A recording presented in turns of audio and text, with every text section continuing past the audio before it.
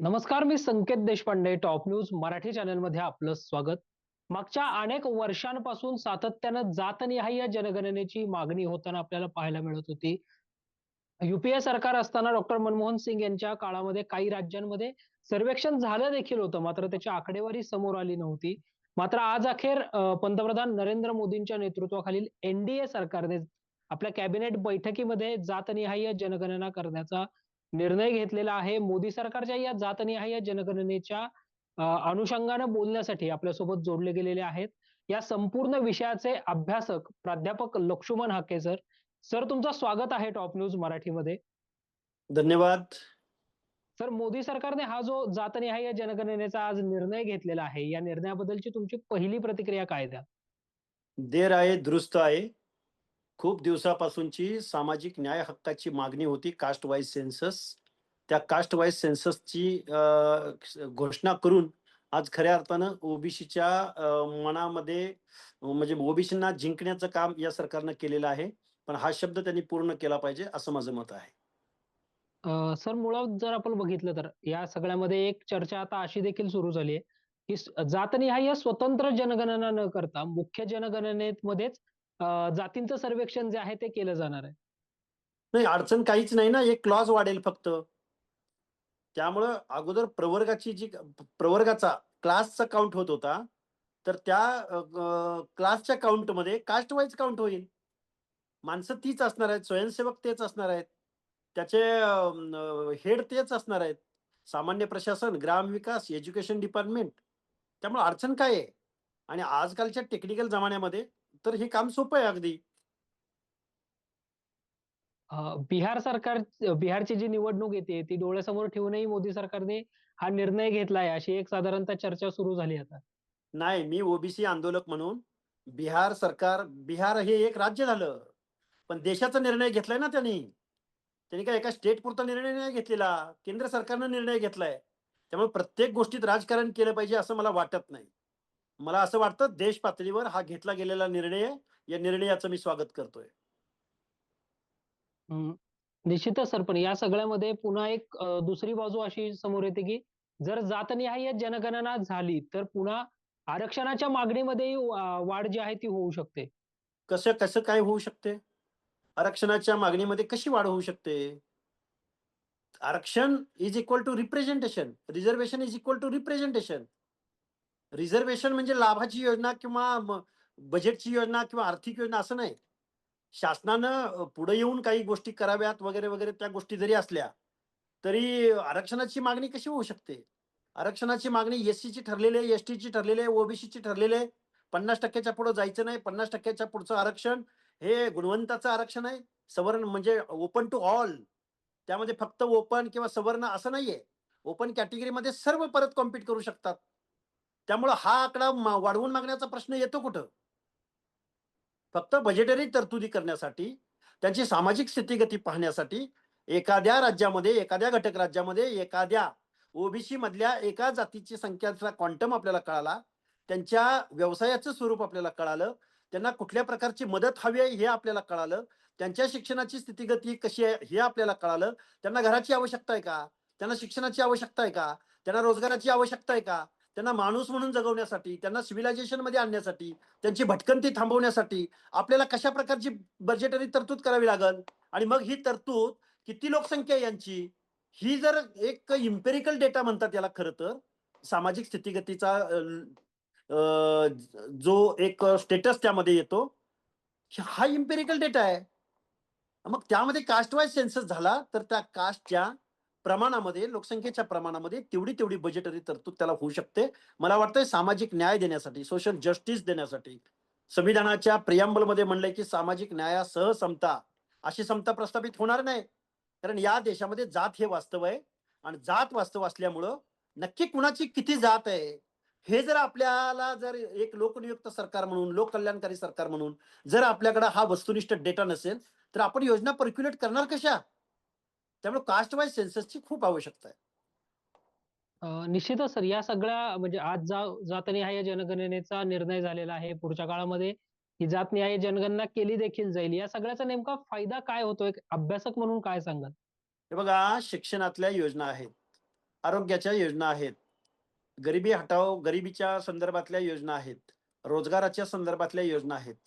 आजपर्यंत इथल्या सरकारांनी अनेक बजेट झाली देशाची, घटक राज्यांची. पण त्या बजेटमध्ये असा कास्ट वाईज डेटा नसल्या कारणानं त्या कम्युनिटींना आजपर्यंत बजेटरी तरतुदी करता आलेल्या नाहीत. मी तुम्हाला आपल्या महाराष्ट्राचं उदाहरण देतो. महाराष्ट्रामध्ये 50% अधिक लोकसंख्या ओबीसी बीजेएनटीची आहे. पण महाराष्ट्राच्या टोटल बजेटपैकी उणापुरा 1% बजेटरी तरतूद फुले शाहू आंबेडकरांच्या महाराष्ट्रामध्ये, पुरोगामी महाराष्ट्रामध्ये अर्ध्या लोकसंख्येच्या सामाजिक न्यायाच्या योजनासाठी या महाराष्ट्रामधले प्रस्थापित सरंजामदार, वतनदार, जहागीरदार आजपर्यंत 1%च्या वर बजेटरी तरतूद या महाराष्ट्रातल्या ओबीसी बीजेएनटीला पुरोगामी उठसूट फुले शाहू आंबेडकरांचं नाव घेणाऱ्या इथल्या राज्यकर्त्यांनी दिलेले नाही. हे वास्तव कधीतरी इथल्या व्यवस्थेनं मान्य केलंय. त्यामुळं मी केंद्र सरकारनं जो निर्णय घेतलाय कास्ट वाईज सेन्ससचा, त्याचं मी स्वागत करतोय. सर, या सगळ्यामध्ये जर आता आपण पाहिलं तर अनेक तर्क-वितर्क लढवले जात आहेत. अनेक चर्चा ज्या आहेत त्या जात न्याय जनगणनेच्या अनुषंगाने होऊ शकतात. काही अ, अफवा किंवा काही गोष्टी देखील समाज माध्यमांच्या माध्यमातून पुढच्या काळामध्ये पसरवल्या जातील. तर हे सगळं होऊ नये म्हणून तुम्ही काय आवाहन कराल? असं अशा अफवांना सरकार बळी पडण्याचं कारणच काय आहे? लोकनियुक्त सरकार आहे, लोकांनी निवडून दिलेलं सरकार आहे. अफवांना नाही, बळी पडण्याचं कारण काय? सरकार म्हणून नाही सर. सर्वसामान्यांमध्ये सर्वसामान्य अनेक कोण तज्ञ आहेत? अरे, साता समुद्रा पलीकडून आलेल्या इंग्रजांनी 1871ला पहिला कास्ट सेन्सस केला. तो 1931 पर्यंत दर 10 वर्षांनी साता समुद्रा पलीकडून आलेल्या इंग्रजांनी तुमची स्थितीगती तपासली, तुमचं स्वरूप तपासलं. ही लोक अशी का वागतात, ही लोक अशा पद्धतीने गुन्हेगारी कृत्य का करतात, यांच्यावरती आपण काय योजना राबवल्या पाहिजेत, यांच्यासाठी कोणते कायदे बनवले पाहिजेत, यांच्यासाठी शिक्षण कसं द्यावं, यांना सिव्हिलायझेशन मध्ये आणण्यासाठी आपल्याला काय करता येईल, हे साता समुद्र पलीकडून आलेल्या इंग्रजांनी ठरवलं. आणि इथं कोण अफवा उठवत आहेत? कसल्या अफवा उठवत आहेत?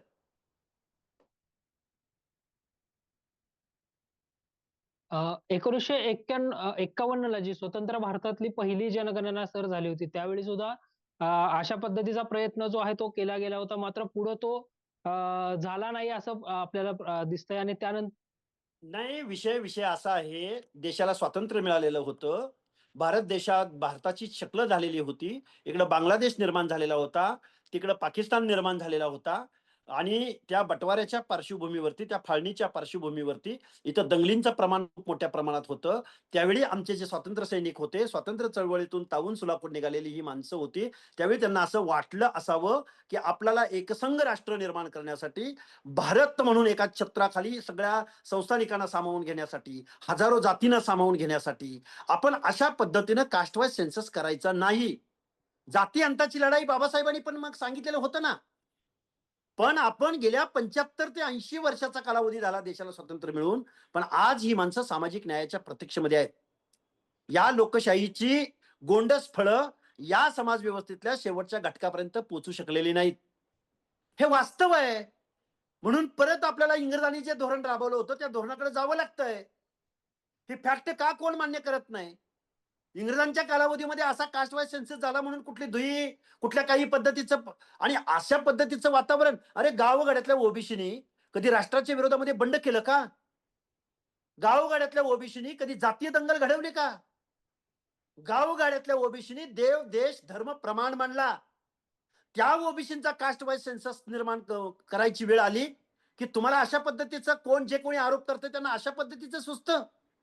म्हणजे यांचे हक्क, अधिकार, बजेट, उपजाऊ जमिनी, गावातलं प्रेस्टिजियस, यांचा शेअर त्यांना द्यावंसं असं वाटत नाही? यांचा प्रेझेन्स नकोय का इथल्या लोकांना?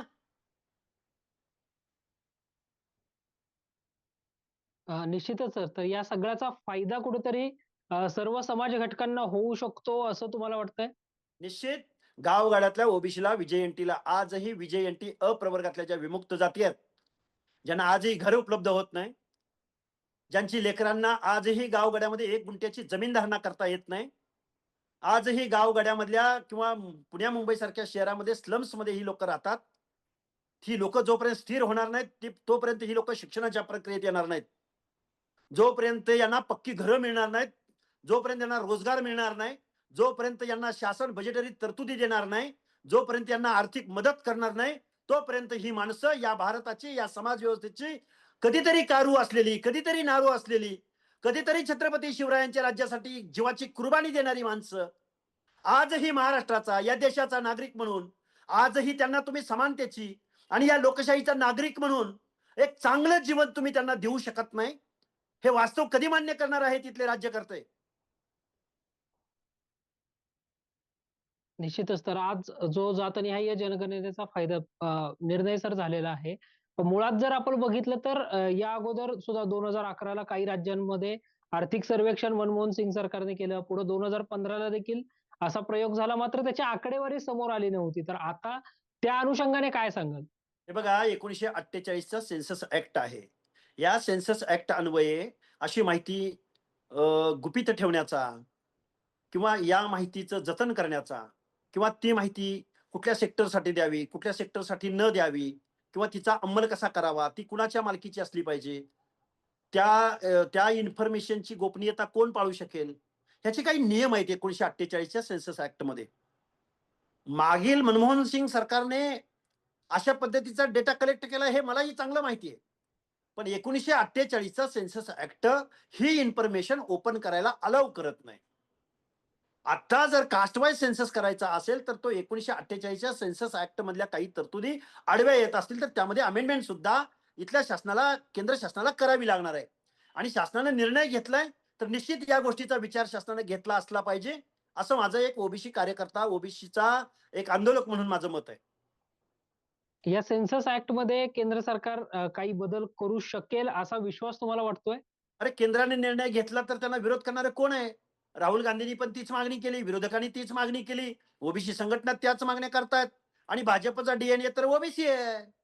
त्यामुळे मला नाही वाटत काय अडचण येईल आता या गोष्टीमध्ये. मनःपूर्वक धन्यवाद सर, तुम्ही टॉप न्यूज मराठीशी इतकं विस्ताराने बोललात. तर प्राध्यापक धन्यवाद. लक्ष्मण हाके सर आपल्यासोबत जोडले गेले होते, की ज्यांनी अगदी सर्वसामान्यांच्या मनामध्ये पडलेली जी उत्तरं आहेत, त्याला देखील अगदी साध्या सोप्या भाषेमध्ये जे आहे ते उत्तरं दिलेली आहेत. अशाच ताज्या आणि महत्त्वपूर्ण बातम्यांसाठी पाहत रहा टॉप न्यूज मराठी. आपला महाराष्ट्र, आपली बातमी.